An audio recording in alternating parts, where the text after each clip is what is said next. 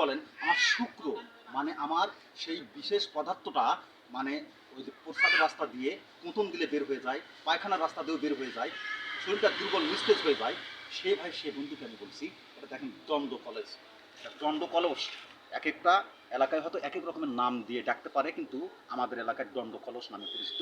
এই দণ্ড কলসের যে শিকড়টা রয়েছে, এটা শেষে রস যদি আপনি মাত্র একটা মাস খেতে পারেন প্রত্যেকদিন সকালবেলা খালি পেটে, আল্লাহর রহমতে আপনার ওই যে বিশেষ পদার্থটি যেটা প্রস্রাবের আগে বের হয়, পায়খানার সময় বের হয়, আপনার শরীরটা দুর্বল হয়ে যায়, বিশেষ কাজে আপনি নিজেকে দুর্বল অক্ষম মনে করেন, আপনার ধ্বজভঙ্গ হয়ে গেছে গা, এই ধরনের একটা প্রবলেম যে ভাই যে বন্ধুর আছে, এই যে দণ্ড কলসের শিকড়টা শুধুমাত্র পরিষ্কার করে ধুয়ে এটা শেষে যে রসটা হয় মধু দিয়ে আপনার সকালবেলা শুধুমাত্র খালি পেটে খাবেন একটা মাস, ইনশাআল্লাহ আপনি দেখবেন আগের সাবেক পুলিশ হয়ে গেছেন, কোন ডাক্তার কুবরা যেন বেঁচে কাজ দিতে হবে না।